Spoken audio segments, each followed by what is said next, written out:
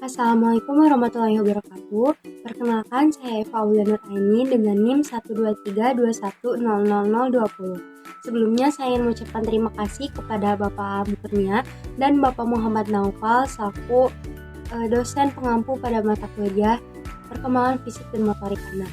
Pada kesempatan kali ini, saya akan menjelaskan mengenai APE sebagai alat bantu dalam perkembangan fisik dan motorik anak. Nah, sebelum itu, kita tentunya sama-sama mengetahui bahwa setiap anak memiliki perkembangan fisik dan motoriknya masing-masing. Namun meskipun begitu, setiap anak perlu mendapatkan pendidikan yang nyaman dan menyenangkan melalui aktivitas bermain. Karena pada dunia anak usia dini, belajar bagi mereka merupakan permainan. Nah, salah satu komponen yang paling penting dalam aspek bermain ini adalah APE. Tapi sebelum itu, kita perlu mengetahui terlebih dahulu apa sih pengertian dari perkembangan fisik dan motorik. Nah, perkembangan fisik dan motorik memiliki pengertian perubahan bertahap dalam penguasaan dan kemampuan gerak, serta interaksi antar unsur kemampuan yang didapat melalui latihan ataupun pengalaman sehari-hari. Perkembangan fisik dan perkembangan motorik tidak dapat dipisahkan satu sama lain, karena semakin baik perkembangan fisiknya, maka akan semakin banyak pula kemampuan motorik yang dapat dikuasai oleh anak. Nah, perkembangan fisik dan motorik ini terbagi menjadi dua, yaitu perkembangan motorik halus dan perkembangan motorik kasar.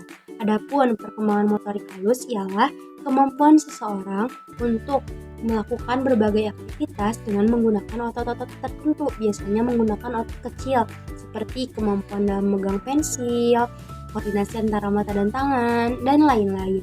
Sementara, motorik kasar merupakan kemampuan seseorang untuk melakukan aktivitas dengan menggunakan otot-otot tertentu yang biasanya otot-otot besar, seperti kemampuan berlari, berjalan, melompat, dan lain-lain.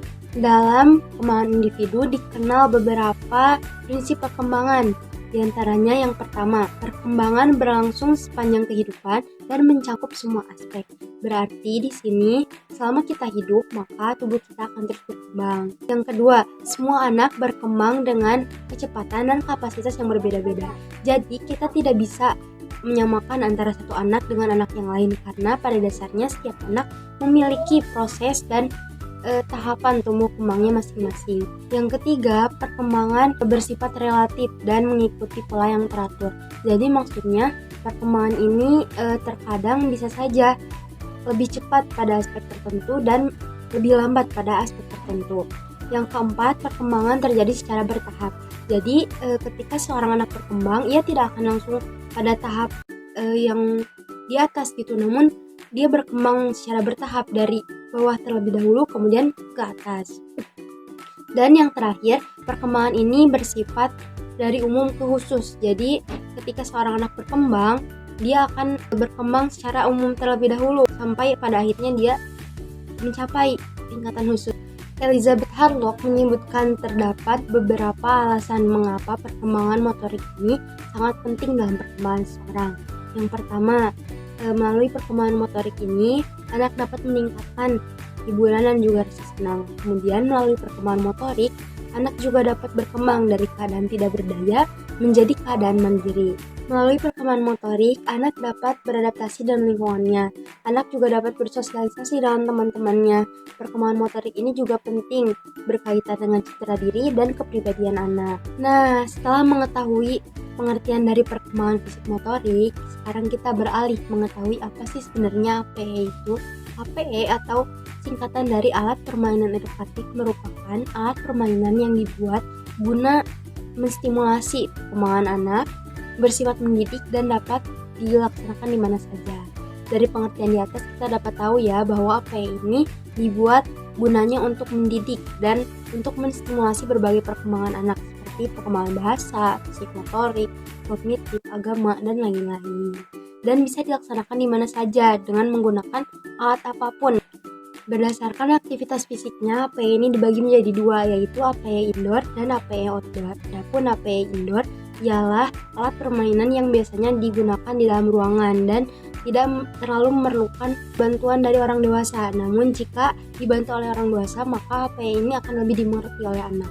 Dan yang kedua ada APE outdoor atau alat permainan yang biasanya digunakan di luar ruangan gitu, seperti bola atau permainan-permainan yang biasanya di luar ruangan dan membutuhkan pengawasan yang lebih dari orang dewasa. Meskipun HPE ini dibuat untuk menstimulasi semua aspek perkembangan anak, namun berdasarkan tujuannya HPE ini terbagi-bagi lagi. Terdapat beberapa HPE yang memang dibuat untuk menstimulasi kognitifnya, ada juga HPE yang dibuat khusus untuk menstimulasi fisik motoriknya begitu. Menurut Badrul Zaman dan Ilyawati, terdapat beberapa karakteristik HPE secara umum. Di antaranya yang pertama, ditunjukkan untuk anak usia dini dan mencangkup berbagai aspek perkembangan. Jadi HPE ini khusus dibuat untuk anak usia dini dan harus mencakup berbagai aspek perkembangan seperti yang tadi disebutkan ya, di antaranya kognitif, bahasa, fisik motorik, moral, agama, dan lain-lain. Terus yang kedua, HPE ini bersifat serbaguna dan dapat digunakan dalam berbagai metode. Jadi HPE ini harus serbaguna ya. Terus yang ketiga, jika HPE ini ditunjukkan untuk bayi, maka ia itu harus aman. Jadi terhindar dari racun atau segala sesuatu yang dapat membahayakan bayi. Selanjutnya, HPE ini harus mendorong aktivitas kreatif anak. Seperti pada HPE cap jari dengan menggunakan cat air. Nah, itu dapat mendorong kreativitas anak, di mana anak dapat memilih warna yang dia sukai atau anak dapat mencampurkan warna yang dia suka. Kemudian HPE ini harus bersifat konstruktif, seperti pada mainan Lego, di mana pada mainan Lego anak-anak dapat menciptakan bentuk-bentuk atau bangunan-bangunan dari Lego tersebut. Dan yang terakhir, HPE ini harus memuat nilai-nilai pendidikan anak usia dini. Seperti yang tadi disebutkan ya, bahwa HPE ini memang dibuat untuk mendidik. Jadi selain bermain, anak juga mendapatkan pendidikan melalui HPE. Nah, terdapat beberapa penelitian yang menyebutkan bahwa HPE ini memang sangat berperan penting dalam perkembangan fisik dan motorik anak. Seperti penelitian yang dilakukan oleh Lucy Permanasari, di mana ia menyebutkan bahwa terdapat perbedaan yang sangat signifikan dalam perkembangan motorik pada anak yang diberikan stimulasi HPE dan anak yang tidak diberikan stimulasi HPE. Hal ini juga sejalan dengan penelitian yang dilakukan oleh Notiana, di mana ia menyebutkan bahwa pada anak yang berusia 3-5 tahun yang diberikan HPE, mereka perkembangannya sesuai dengan stimulasi yang HPE itu berikan. Nah, adapun fungsi HPE sebagai alat dalam membantu perkembangan fisik dan motorik anak, diantaranya yang pertama yaitu sebagai alat yang memberikan kesenangan bermain pada anak. Karena ketika anak sudah merasa senang, ia tidak akan menganggap belajar sebagai sesuatu yang menakutkan, sehingga pelajaran yang diberikan oleh guru akan terasa lebih mudah gitu ditangkap oleh anak.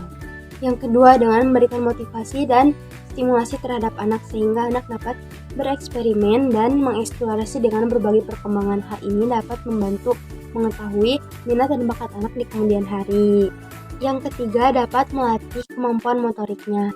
Ketika anak bermain HPE, maka perkembangan motoriknya ini akan terlatih, seperti saat anak menggenggam, meraba, meloncat, kemudian memegang, dan lain-lain. Dan yang keempat, anak juga dapat belajar untuk berkonsentrasi, seperti ketika anak memecahkan puzzle atau dia menyusun balok. Nah, pada saat itu anak akan belajar untuk berkonsentrasi agar ia dapat menyelesaikan permainan. Nah, adapun permainan yang dapat digunakan untuk membantu perkembangan fisik dan motorik anak, diantaranya yang pertama bermain lompat tali. Dengan bermain lompat tali, anak bukan hanya mendapat penguatan otot saja, tapi juga dapat melatih konsentrasi dan koordinasi antara gerak tubuh yang lain. Kemudian yang kedua ada bermain lempar tangkap bola, di mana dengan permainan ini juga sama, anak dapat melatih koordinasi antara mata dan tangan. Dan yang ketiga itu bermain di playground. Seperti yang kita tahu ya, banyak sekali, bahkan hampir semua anak-anak suka bermain di playground. Karena di sana selain menyenangkan, anak-anak juga dapat melatih perkembangan fisik motoriknya. Dan yang keempat itu bermain sepeda. Dengan bermain sepeda, anak dapat melatih perkembangan otot kakinya. Anak juga dapat melatih keseimbangan dan koordinasi antara mata dan kaki, juga tangan. Permainan selanjutnya adalah bermain puzzle. Nah, pada permainan ini, anak bukan hanya dapat melatih kemampuan kognitifnya, tapi anak juga dapat melatih kemampuan fisik motoriknya, yaitu menggenggam. Kemudian ada juga menyusun balok atau puzzle. Terus memainkan permainan bongkar pasang. Nah, pada permainan-permainan ini anak dapat mengembangkan fisik motoriknya, menggenggam, kemudian menyatukan, melepas sesuatu, seperti itu. Nah, dari penjelasan-penjelasan tadi kita dapat menyimpulkan ya bahwa HPE ini sangat penting dalam membantu perkembangan fisik dan motorik, khususnya juga dalam perkembangan lainnya, karena KPI ini sangat membantu gitu dalam menstimulasi perkembangan anak. Mungkin cukup sekian penjelasan dari materi yang dapat saya sampaikan. Mohon maaf apabila terdapat kesalahan dan kekeliruan. Wabillahi taufiq wa hidayah. Wassalamualaikum warahmatullahi wabarakatuh.